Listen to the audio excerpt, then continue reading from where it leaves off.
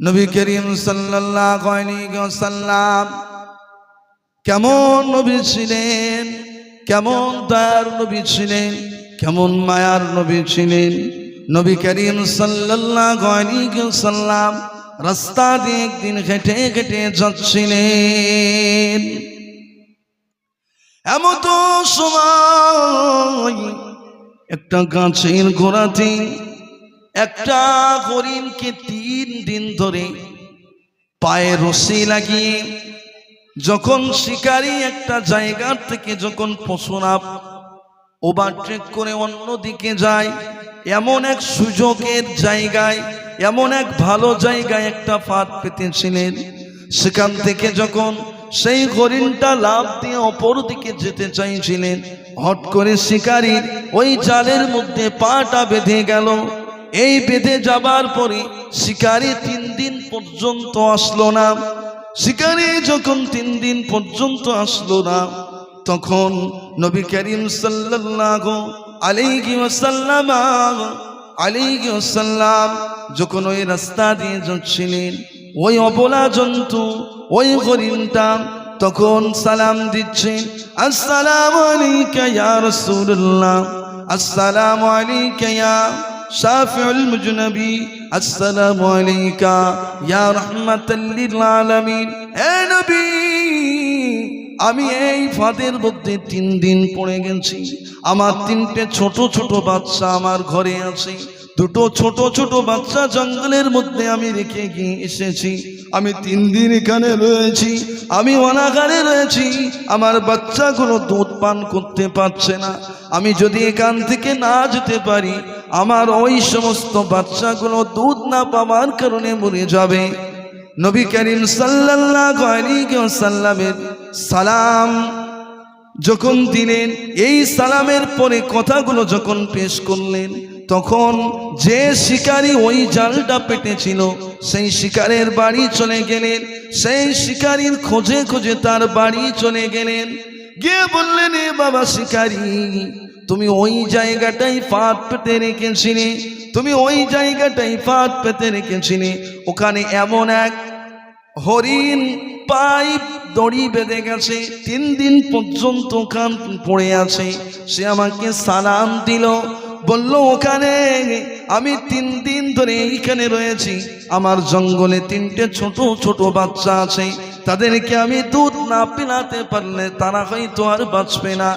যখন এই কথা হরিণ আমার সঙ্গে বলল, আমি নবী, আমার হৃদয়ে আমি সহ্য করতে পারলাম না, আমি আমার বিবেককে বোঝাতে পারলাম না। আমি শিকারী, তোমার খোঁজে খোঁজে আমি তোমার বাড়ি এলাম। এ বাবা শিকারী, চলো চলো, ওই হরিণ তোমার জালে বেঁধে গিয়েছে, তুমি ওই হরিণের পার থেকে জালটা খুলে দিয়ে চলে এসো। যখন এই ইহুদির বাড়ি গেলেন, ইহুদি তখন বললেন, চারিদিকে শুনতে পাই যে মুহাম্মদ পাগল, আব্দুল্লাহর বেটা মুহাম্মদ পাগল। সত্যি তোমাকে খোঁজার জন্য কতদিন ধরে খুঁজছি, তোমাকে পাওয়ার জন্য কতদিন ধরে খুঁজছি, কিন্তু আজকে তুমি এই এমন একটা কথা বললে, আমি মনে করতাম হয়তো তুমি পাগল নয়, মানুষ হয়তো বলে, কিন্তু তোমার এই কথা শুনে আমি মনে করলাম সত্যিই পাগল। হে বান্দা, তোমাদের যা কিছু আপদ বিপদ মুসিবত এবং যা কিছু খারাপিয়াত তোমাদের চোখের সামনে দেখতে পারবে, সেগুলো তোমাদের 2 হাতের অপকর্মের দ্বারাই তোমাদের এই সামনে এই সমস্ত খারাপ জিনিসগুলো আসছে। তো তার কি চাকচিক্য প্রমাণ তো এই পাচ্ছে। এখনো পর্যন্ত যদি না হয়, আমরা কিন্তু কোনোদিনই শুধরাতে পারবো না। মরে গেলে তো সবাই শুধরে যাব, সোদা হয়ে যাব, কবরে দিয়ে আসবে, কেউ দেখতে পাবে না। কিন্তু দুনিয়াতে আমাকে ভালো করে চলতে হবে, এতটুকু। যে কথা বলছিলাম, বলছে যে নবী করিম সাল্লাল্লাহু আলাইহি ওয়াসাল্লামকে পাগল বলে, যাকে সমস্ত দিকে ঘোরাফেরা করে খোঁজে যে আব্দুল্লাহর বেটা মুহাম্মদ পাগল, তো সত্যিই তো পাগল। পথে হরিণ বাঁধা ছিল, আমি শিকারী, আমি জাল পেতে রেখেছিলাম, হরিণ তার মধ্যে আটক হয়ে গেল। আর হরিণ কিভাবে কথা বললো আব্দুল্লাহ বেটা মোহাম্মদের সঙ্গে, আর এ কেমন পাগল আমার সঙ্গে তার ছড়ানোর জন্য ফরিয়াদ করতে এসছে। কেমন একটা আশ্চর্য বিষয় না? সে তো একটা পশু, সে কিভাবে কথা বলবে? হ্যাঁ, আল্লাহ এক নবীকে মুজিজা দিয়েছিলেন, সমস্ত পশুর কথা, সমস্ত কীট পতঙ্গের কথা শুনতে পেতেন। কিন্তু যখন এই কথা শুনলেন তখন ওই শিকারী বললেন, এ বাবা মুহাম্মদ, চলো ওখানে চলো। নবী করিম সাল্লাল্লাহু আলাইহি ওয়াসাল্লাম এ কথা বলার সঙ্গে সঙ্গে যখন ইহুদি মানছে না, আমি আজকের 3 দিন ধরে পাতটা পেতে রেখেছি, আমি আজকের 3 দিন ধরে এই পাতটা পেতে রেখেছি, এই ফাঁদে যখন ওই হরিণটা পড়েছে আমি কেন ছাড়বো? আমার তো একটা উদ্দেশ্য ছিল যে হরিণটা ওই জালে পড়বে, ওই হরিণটা আমি জবাই করব, করে ওর নরম গোশতটা খাবো। কিন্তু এতদিন যাবার পরে যখন একটা হরিণ ওই জালে পড়লো, তখন ওই হরিণকে আমি খাবার উদ্যোগ নেব। কেন তুমি মুহাম্মদ, তোমার কথা শুনে ওই হরিণটাকে আমি ছেড়ে দেব। যখন মুহাম্মদ সাল্লাল্লাহু আলাইহি ওয়াসাল্লাম বললেন, এ বাবা ইহুদি, নবী, আমি নবী, আমার সঙ্গে হরিণের কথা হয়েছে, ওই হরিণকে তুমি ছেড়ে দেবে, ওই হরিণকে তুমি ছেড়ে দেবে। ও জঙ্গলের মধ্যে যে 3টে তার বাচ্চা রেখে এসেছে, ওই 3টে বাচ্চাকে সে দুধ পান করিয়ে আসবে বলেছে, দুধ পান করানোর পরে আবার এই জায়গায় ফিরে আসবে। কিন্তু সেই হরিণ যদি আবার ছেড়ে দেওয়ার পরে দুধ পান না করে এইখানে যদি না আসে, আমি মুহাম্মদ, আমাকেই তুমি ধরে রাখবে। কতটা ভরসা যে আমি হরিণটাকে ছেড়ে দেওয়ার আদেশ করেছি, তুমি এই হরিণটা ছেড়ে দাও, যদি এই হরিণটা না আসে ফিরে, আমি মুহাম্মদ, আমাকে ধরে রাখবে। তাও যদি না হয় আমাকে জবাই করবে, আমি মুহাম্মদ, আমাকে জবাই করবে। যখন ইহুদি কথা শুনলেন, নবী করিম সাল্লাল্লাহু আলাইহি ওয়াসাল্লাম ডেকে জায়গায় নিয়ে আসলেন ফাঁদের ওইখানে। যখন ফাঁদের থেকে হরিণকে সুতোটা খুলে দেওয়া হলো, তখন ওই সুতো খুলে দেওয়ার পরে সে মা হয়ে বাচ্চাদের দুধ পান করার জন্য আর কোনো দিক না তাকিয়ে দৌড়েছে। 3 দিন না খেয়ে ওই সমস্ত বাচ্চাগুলো রয়েছে, আর হয়তো একদিন না খেলে তারা মারা যেতে পারে। যখন তার পা থেকে রশিটা খোলা হয়ে গেল, সে তুরান তার বাচ্চার কাছে চলে গেল। ইহুদি নবীর বলছেন, হে মুহাম্মদ, তুমি সত্যিই পাগল। কোনো শিকারী যদি কোনো কিছু শিকার করে, শিকার করার পরে যদি ওই শিকারীকে ছেড়ে দেওয়া হয়, সে তো অবলা জন্তু, সে তো একটা প্রাণী, তাই সে আবার কেমনভাবে এখানে ফিরে আসবে? কিন্তু ওই হরিণ বলেছিলেন, হে নবী, আমি এখান থেকে যাব এবং আমি দুধ পান করিয়ে আবার এই জায়গাতে চলে আসব। যখন ইহুদি নবীর বলছেন যে ওই প্রাণী আর ফিরে আসবে না, এইবারে হরিণ যখন ছাড়া ফেলেন, তখন ওই 3টে তার বাচ্চা দুধ পান করানোর জন্য ঠিক জায়গা মতন পৌঁছে গেলেন। যখন পৌঁছে গেলেন, বাচ্চারা খুশিতে বাগ বাগ। 3 দিন তানারা দুধ পান করতে পারেন না, 3 দিন কিছু খেতে পাইনি, অনাকারে 3 দিন একভাবেই ওইরকম তেকিয়ে আছে। মা গিয়েছে, কখন ফিরে আসবে, এমন করে 3 দিন পার হয়ে গেল। মা যখন বললেন, এ আমার বাচ্চারা, তোমরা তাড়াতাড়ি জনমের মতন দুধটা পান করে নাও, তোমরা তাড়াতাড়ি সারা জীবনের মতন দুধটা পান করে নাও। যখন এইরকম কথা বারংবার হরিণ বলছে, তখন বাচ্চারা প্রশ্ন করছেন, কেন মা, কি হয়েছে? এত এই কথা তো আপনার মুখে কোনোদিন শুনিনি, তাড়াতাড়ি দুধ পান করিয়ে আপনি চলে যাবেন জনমের মতন, কি হয়েছে? তখন বললেন, আমি এই জায়গা থেকে পার হতে গিয়ে শিকারী জাল ফেলে রেখেছিলেন, এই জালের মধ্যে আমি আটকে গিয়েছিলাম। রহমাতুল লিল আলামিন, দোনো জাহানের বাদশাহ মুহাম্মদ মুস্তাফা, মুহাম্মদ মুর্তজা, মুহাম্মদ সাল্লাল্লাহু আলাইহি ওয়াসাল্লাম যখন রাস্তা দিয়ে যাচ্ছেন, তাকে আমি সালাম দিয়ে সমস্ত কথাগুলো বললাম। তখন সেই শিকারীর বাড়িতে গিয়ে ওকে সমস্ত কথা বুঝিয়ে সেই জায়গাতে এনে আমার ওই জাল থেকে ছাড়িয়ে দিয়ে এখানে আসার সুযোগটুকু করে দিয়েছেন।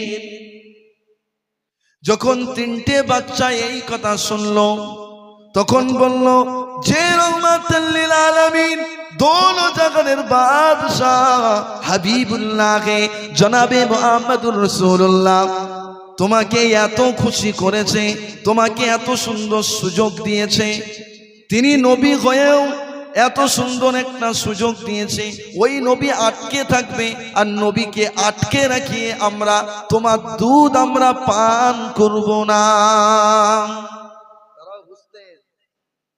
তারাও বুঝতেন যে নবী কেমন ছিলেন, নবীকে কেমন ভাবে আমাদের কাছে প্রেরণ করেছেন আল্লাহ, তারা বুঝতেন। কিন্তু আমরা কোনোদিন কিন্তু বুঝতে পারিনি। আপনি বুঝতেই পারছেন না, সব জিনিস সস্তায় পেয়ে গেলে তার মূল্যটা খুব কম হয়, কিন্তু তেলিয়ে তেলিয়ে জবরদস্তি করে বারবার বলে যদি আনতে হয় সেই জিনিসের দামটা অধিক পরিমাণে বেড়ে যায়। আমরা আজকের নবী করিম সাল্লাল্লাহু আলাইহি ওয়াসাল্লামের উম্মত হয়েছি। অন্যান্য নবীরা বলেছিলেন যে আমরা যদি নবী না হয়ে শেষ নবীর উম্মত হতে পারতাম তাহলে আরো বেশি ভাগ্যবান মনে করতাম নিজেদেরকে। সেই নবী সমস্ত কিছু প্রাণীরা বুঝতে পেরেছেন, কিন্তু আমরা মানুষ হয়ে নবীর কোন রকম আদর্শের উপরে জীবনটাকে অতিবাহিত করতে পারছি না, নবীর আদর্শের উপরে আমরা চলতে পারছি না, এটাই আমাদের বড় দুর্ভাগ্যের বিষয়। যখন ওই তিনটে হরিণ বললেন যে রহমাতুল লিল আলামিন তানাকে আটক করে রেখেছেন, আমরা তোমার দুধ পান করব না, বিশ্ব নবীকে আটকে রেখেছেন, আমরা ওখানে চলে যাব, আমরা মরে যাব, তবুও স্থানে মুখ ঠেকাবো না। যখন বারবার ওই বাচ্চাগুলো মাকে বলছে, হরিণ তিনটে বাচ্চার হরিণ সহ ওরা দৌড়িয়ে দৌড়িয়ে ওই ফাঁদের মুখে আসছেন, তখন শিকারী অবাক হয়ে গেলেন যে ছাড়লো তো হরিণে একটা, কিন্তু হরিণ আসছে কিভাবে চারটে। হরিণ বলেছিল আমাকে যখন তুমি ছেড়ে দেবে আমি আমার কাজ মিটিয়ে আমি আবার ঠিক জায়গা মতন হাজির হয়ে যাব। কিন্তু যখন ছাড়া হয়ে গেল সাধারণভাবে তো আর আসার কোনো উপায় থাকে না, কিন্তু ছেড়েছে একটা, সে আসছে পুরো পরিবার নিয়ে। তখন ইহুদি বলতে লাগলো যে এ নবী কেমন, মনে মনে ভাবতে লাগলো কোনো জন্তুকে যদি এই রকম শিকারীর হাত থেকে ছেড়ে দেওয়া হয় সে কি কোনোদিন ফিরে আসবে? কোনোদিনই ফিরে আসবে না। কিন্তু এই রকম ছেড়ে দেওয়ার পরে সে তার বাচ্চাদেরকে নিয়ে সমস্ত পরিবারকে গুছিয়ে নিয়ে এখানে আসছেন। তখন ইহুদি বলল যে বিশ্ব নবী মুস্তাফা সাল্লাল্লাহু আলাইহি ওয়াসাল্লামের মাকাম কত বড়, তানার আল্লাহ কত বড় মর্যাদা দিয়েছেন। মনে মনে ভাবতে লাগলো এবং বলতে লাগলো এ নবী একটা হরিণ ছেড়ে দিলাম, চারটে হরিণ আসলো। এই জিনিসটা দেখার পরে ওই ইহুদি কালেমা পড়ে মুসলমান হয়ে গেল।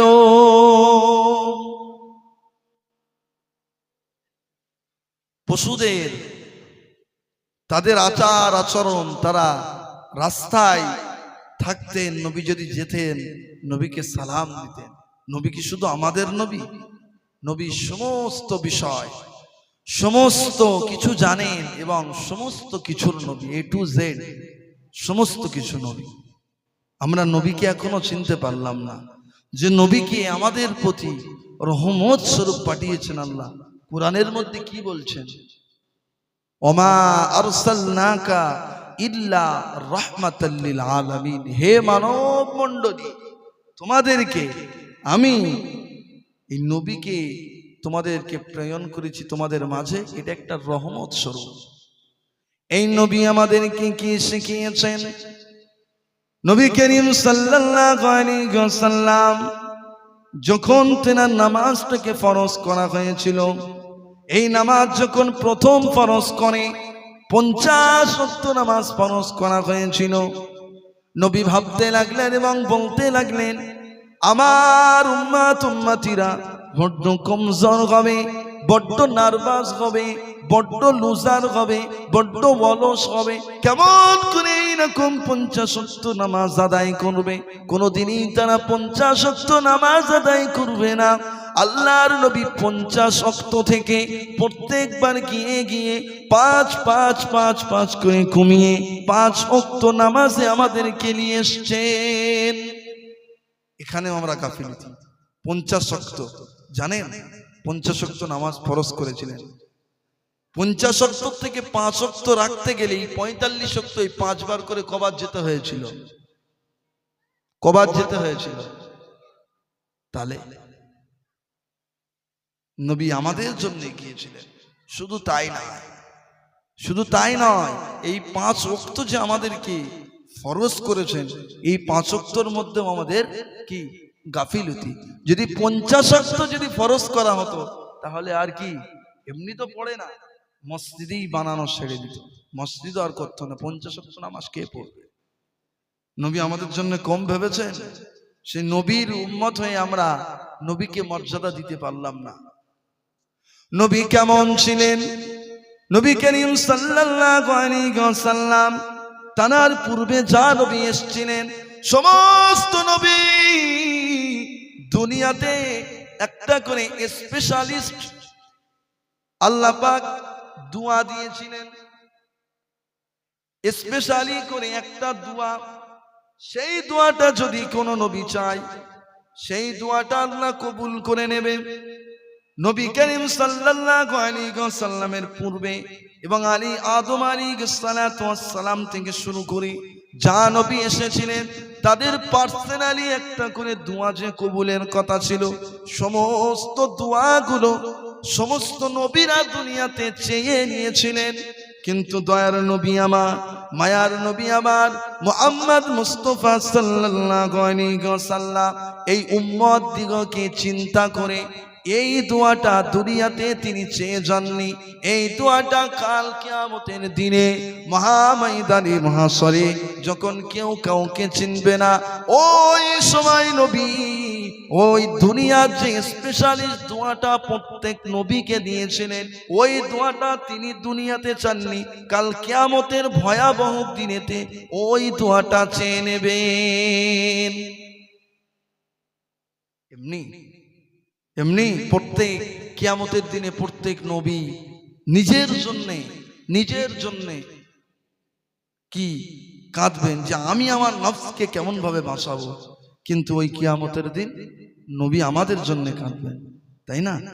ইয়া হাবলি উম্মতি, ইয়া হাবলি উম্মতি। এই নবী করিম সাল্লাল্লাহু আলাইহি ওয়াসাল্লাম আমাদের জন্য কাঁদবেন। প্রত্যেক নবীরা দুনিয়াতে যে স্পেশালিস্ট একটা করে দোয়া চাওয়ার কথা ছিল, আল্লাহ পারমিশন দিয়েছিলেন, সেই দোয়াগুলো চেয়ে তারা দুনিয়াতে বিদায় নিয়ে পরজগতের বাসিন্দা বনে গিয়েছেন। কিন্তু নবী করিম সাল্লাল্লাহু আলাইহি ওয়াসাল্লাম সেই দোয়াটা চাইনি। ওই দোয়াটা যখন কিয়ামতের দিনে চাইবেন, কিয়ামতের দিনে এমন এক ভয়াবহ দিন হবে যেখান থেকে 3টা প্রশ্ন জবাব না দিয়ে কোনো মানুষ রেহাই পাবে না, কোনো মানুষ রেহাই পাবে না। প্রত্যেক অপকর্ম করার কারণে আল্লাহর কাছে 3টে জবাব দিয়ে তারপর আল্লাহর কাঠগড়ার থেকে পার হতে পারবে। আল্লাহ দুনিয়াতে বলেছেন তোমরা নামাজ পড়ো, আমরা নামাজ পড়িনি। আল্লাহ বলেছে হালাল খাও, আমরা হারাম খেয়েছি। আল্লাহ বলেছে সৎ পথে চলো। আল্লাহ বলেছেন হে মানব মণ্ডলী, নবী তোমাদের যা আদেশ করেছে, তোমাদের যা নিষেধ করেছে তা তোমরা মানো এবং যেগুলো নিষেধ করেছে সেগুলো বর্জন করো।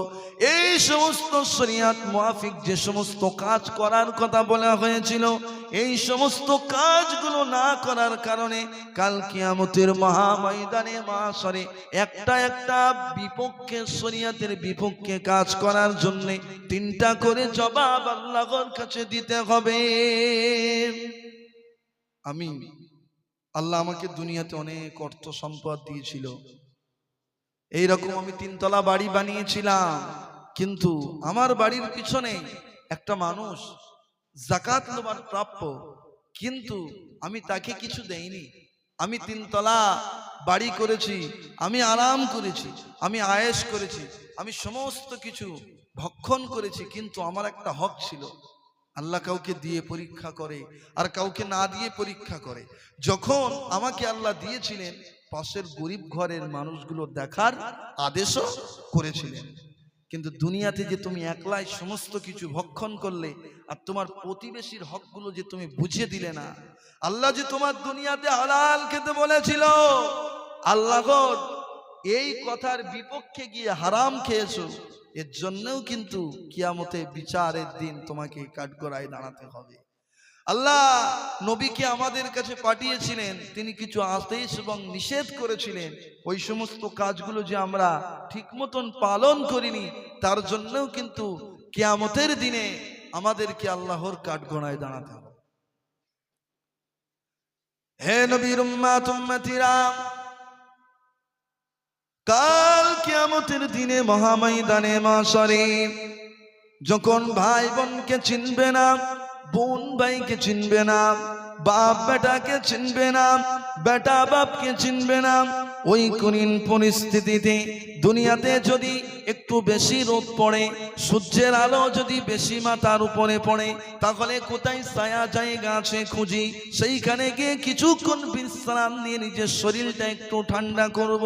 অতিরিক্ত রোদ পড়ার কারণে যখন শরীরটা বড্ড গরম হয়ে যায়, তখন আমি এসির মধ্যে যাওয়ার চেষ্টা করব, যাতে করে এই গরমটা আমি রোধ করতে পারি।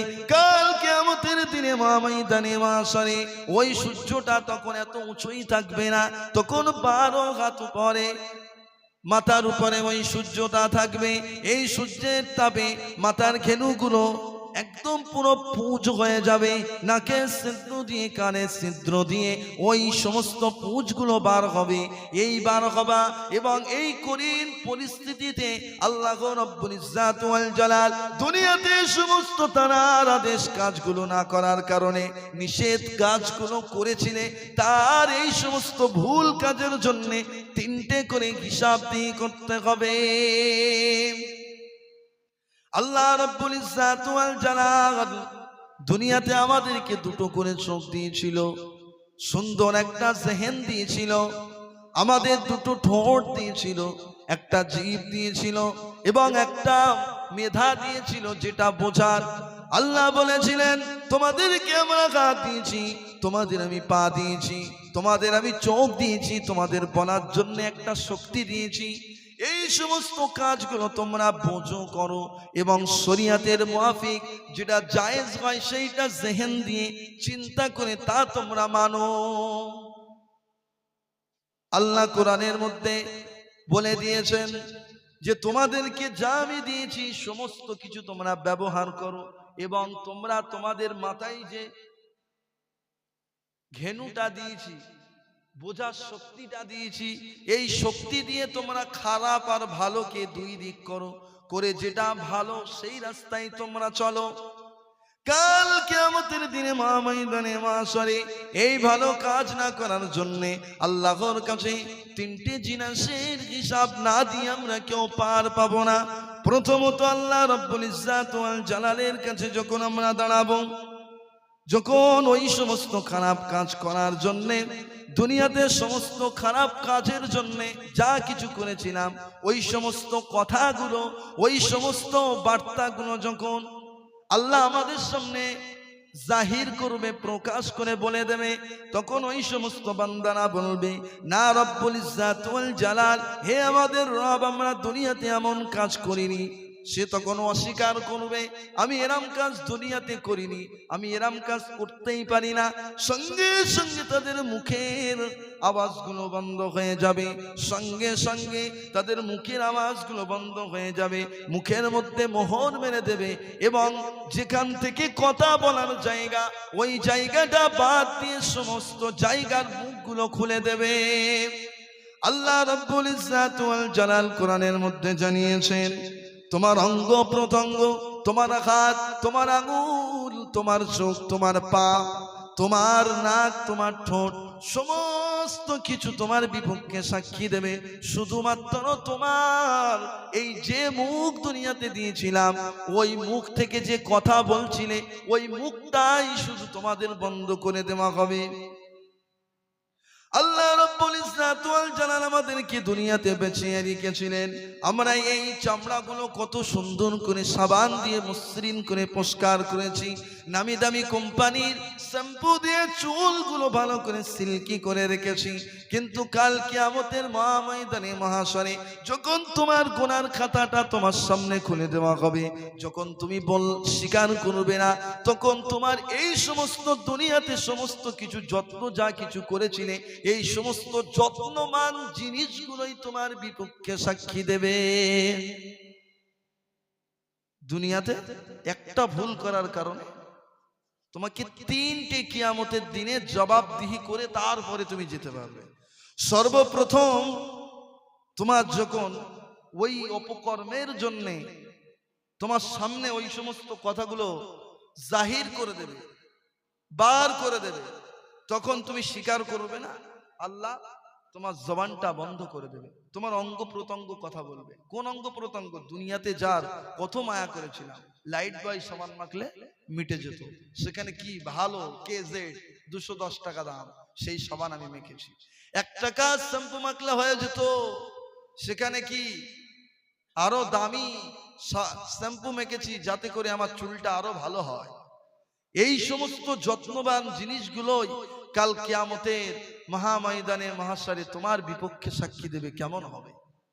দুনিয়াতে তুমি তোমার ছেলেকে 10 থেকে 20 বছর মানুষ করেছো, 10 থেকে 15 বছর মানুষ করেছো, তার যত রকম দায়িত্ব সমস্ত দায়িত্বকে তুমি পালন করেছো, ছোট থেকে যা কিছু প্রয়োজনীয় ছিল সমস্ত কিছু দিয়েছো।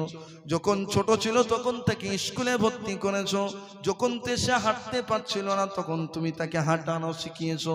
কিন্তু সেই ছেলেটা এমন এক পর্যায়ে পৌঁছে গেছেন, তিনি এখন সবকিছু বুঝতে পেরেছেন, সবকিছু বুঝতে পারছেন।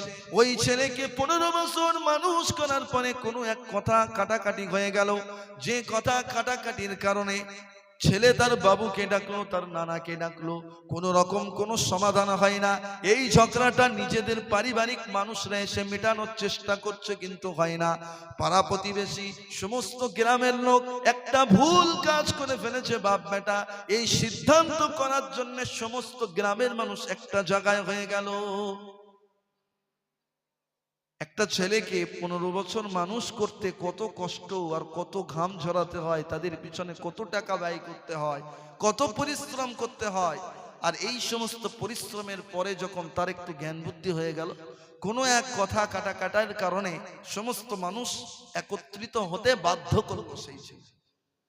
যখন পুরো গ্রামের মানুষ একত্রিত হয়ে গেল, তখন সেই ছেলে তার বিপক্ষে, তার বাপের বিপক্ষে সাক্ষী দিচ্ছে যে তোমার এই বাবু, আমার আব্বা, আমার সম্মানিত পিতা, এই ভুল করার কারণে আমি আজকের এই সমস্ত মানুষকে ডেকেছি, সবার সামনে এই সমস্ত কথাটা বলছি। যখন তখন বাপ ভাববে যে আমি আমার ছেলেকে এত বছর ধরে মানুষ করেছি, এত বছর ধরে তাকে কষ্ট করে লালন পালন করেছি, এই লালন পালন করার করে সামান্য একটু ভুলের জন্য সমস্ত মানুষকে তুমি ডাকছো, সমস্ত মানুষকে ডেকে আমার এই ভুল কাজটা সবার সামনে তুমি জাহির করে দিচ্ছ। সেই বাপ তখন মনে মনে কত কষ্ট পাবে, শুধু মানুষের সামনে হয়তো আত্মহত্যা করতে পারবে না, তার হৃদয়ে বড় কষ্ট লাগবে, তার হৃদয়ের মধ্যে বড় কষ্ট লাগবে। এত বছর ধরে তোমাকে আমি মানুষ করলাম, এত কষ্ট করে তোমার আমি মানুষ করলাম, কেন তুমি এত মানুষের সামনে সামান্য একটা ভুলকে জাহির করে দিচ্ছ? এই দিন কেমন হবে? ওই কষ্টর কারণে তোমার বাবু, ছেলে ছাড়া আর যা আত্মীয় স্বজন আছে তোমাকে বোঝাবে যে ছেলে মানুষ একটু ভুল করে ফেলেছে, ছেড়ে দাও। কিন্তু কাল কিয়ামতের দিনে এই সমস্ত শরীরগুলো যা তুমি মায়া করে দুনিয়াতে খুব সুন্দর করে রেখেছিলে, কাল কিয়ামতের দিনে তোমার বিপক্ষে যখন সাক্ষী দেবে কেমন লাগবে, তাই না? যখন তোমার বিপক্ষে কিয়ামতে সাক্ষী দেবে, তুমি এই চামড়া কি কত একটুকুনি কেটে গেছে, তাইতে কি কত ভালো ভালো মলম দিয়েছি এই জ্বালা যাতে না করে, এই কাটার দাগ যাতে না থাকে, আর ওই কাটার দাগ সেরে যাবে, মরে যাব, কবরে গিয়ে আমার গোনার জন্য সাক্ষী দেবে। কেমন লাগবে? প্রথম পয়েন্ট। দ্বিতীয় পয়েন্ট, আল্লাহ পাক দুনিয়াতে যখন আমাদেরকে পাঠিয়েছিলেন, আমাদের নিয়োজিত দুটো ফারিস্তা দিয়েছিলেন। এই অপকর্মের জন্য প্রথম হিসাব হয়ে গেল। তোমার যখন সামনে বলবে ওই সমস্ত অপকর্মের কাজের কথা, তুমি যখন স্বীকার না করবে, তুমি যখন বিশ্বাস না করবে তখন তোমার মুখে মোহর মেরে দেবে, তোমার অঙ্গ প্রত্যঙ্গ ওই সমস্ত কাজের, খারাপ কাজের কথাগুলো আল্লাহর কাছে উপস্থাপন করে দেবে, এক নম্বর। দ্বিতীয় নম্বর হচ্ছে প্রত্যেক মানুষের দুটো ফেরেশতা আল্লাহ পাক নিয়োজিত করে দিয়েছেন দুনিয়াতে আসতে আসতে। রব্বুল ইজ্জাত ওয়াল জালাল কোরআনের মধ্যে বলছেন, কিরামান কাতিবিনা ইয়ালামুনা মা তাফআলুন ইন্নাল আবরারা লাফি নাঈম। আমি তোমাদেরকে দুনিয়াতে পাঠিয়েছি দুটো ফেরেশতা দিয়ে। আমরা সকলেই কম বেশি জানি তো। এই মজলিসে আমরা যদি ভালো এই কথাগুলো শুনে তার উপরে যদি আমল করি, তাহলে কাল কিয়ামতের দিনে ভালো ফারিস্তাটা এই সমস্ত কথাগুলো বার করবে। আর এই কথা শোনার পরে হাসি ঠাট্টা আর কি আর না মানার খাসলত যদি থেকে থাকে, তাহলে এই বাপাসের ফারিস্তা তোমার বিপক্ষে সাক্ষী দেবে, কেমন হবে বুঝতে পারছো? তোমাদের দুটো ফারিস্তা দিয়েছিলাম কিরামান কাতিবিন, তোমাদের সমস্ত ভালো কাজের জন্য একটা ফারিস্তা নিয়োগ করে দিয়েছিলাম এবং সমস্ত খারাপ কাজের জন্য একটা ফারিস্তা নিয়োগ করে দিয়েছিলাম। তোমরা নামাজ পড়েছো, টাকা সত্ত্বে হজ করেছো, যাকাত দিয়েছো, তোমাদের দ্বারাই দুনিয়াতে আমি শরীয়ত মোতাবেক যা কিছু করতে বলেছিলাম ওই সমস্ত কাজগুলো তোমরা করেছো। ওই সমস্ত ভালো কাজের হিসাব ভালো ফারিস্তারা দেবে। এবং যে সমস্ত কাজগুলো শরীয়তে হারাম ছিল, তোমার লটারি কাটা হারাম করে দিয়েছিল, তোমার চগলখুরি হারাম করে দিয়েছিল, গীবত করা আল্লাহ পাক নাজায়েজ করেছিল, আল্লাহ পাক সুদের টাকা তোমাকে খেতে নাজায়েজ করেছিল, এই সমস্ত দুনিয়ার বিপক্ষে যা কিছু কাজ, তার জন্য আর একটা নিয়োজিত ফেরেশতা আল্লাহ পাক নিয়োগ করে দিয়েছিলেন। তাহলে প্রথম দুনিয়াতে যদি কোন রকম খারাপ কাজ করে থাকো, প্রথম টানছে হচ্ছে তোমার নিজের মুখ ছাড়া সমস্ত অঙ্গ প্রত্যঙ্গ সাক্ষী দিয়ে দিল। দ্বিতীয় হচ্ছে তোমার নিয়োজিত যে কিরামান কাতিবিন ফেরেশতা হয়ে গেল ছিল, ওই সমস্ত ফেরেশতাগুলো তোমার বিপক্ষে সাক্ষী দিল। দ্বিতীয় হচ্ছে তোমার রূহ তোমার বিপক্ষে সাক্ষী দেবে। তুমি যা কিছু খারাপ কাজ করেছিলে, এই সমস্ত খারাপ কাজগুলো আল্লাহর কাছে জাহির করে দেবে। আর যখন এই তিনটে জিনিসের প্রশ্ন আল্লাহ পেয়ে যাবে, তখন কিন্তু আল্লাহ আর আমাদেরকে ছাড়বেন না। তখন কি করবেন বলছি, একটু দরুদ শরীফ পড়েন। আল্লাহুম্মা সাল্লি আলা সাইয়্যিদিনা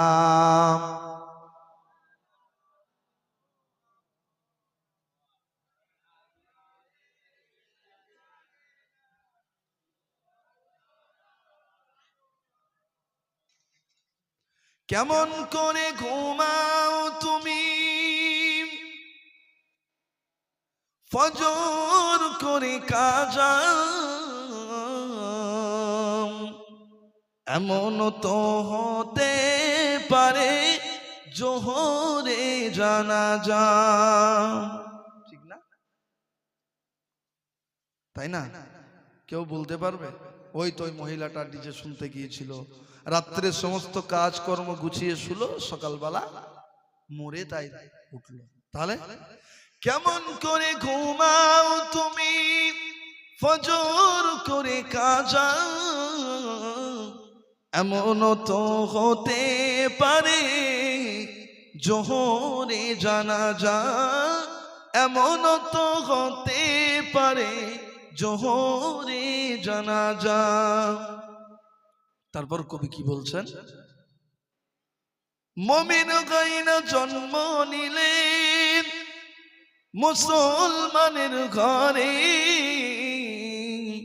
কাফের মুমিন তফাতটা হয় সালাতের উপরে, কাফের মুমিন তফাতটা হয় সালাতের উপরে। কি বলছেন কবি, তুমি যদি জন্ম নাও তুমি মুমিন হবে না, তুমি তখন মুমিন হবে কখন? যখন তুমি নামাজ পড়বে, আল্লাহর বিধিবিধানগুলো মানবে। নবী করিম সাল্লাল্লাহু আলাইহি ওয়াসাল্লাম বলছেন, মান তারাকা সালাতাম মুতাআম্মিদান ফাকাদ কাফারা, ইচ্ছাকৃত নামাজ ছেড়ে দিলে কাফের হয়ে যাবে। সেই জন্য কবি কি বলছেন, মুমিন গাইনা জন্ম নিলে মুসলমানের ঘরে, কাফের মুমিন তাফাতটা হয় সালাতের উপরে, কাফের মুমিন তাফাতটা হয় সালাতের উপরে। ও কেমন করে ঘুমাও তুমি ফজর করে কাজা, এমনও তো হতে পারে জোহরে জানাজা। আল্লাহুম্মা